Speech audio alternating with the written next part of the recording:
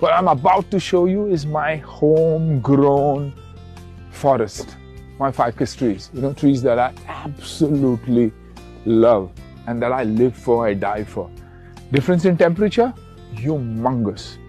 You gotta be here to see it and believe it.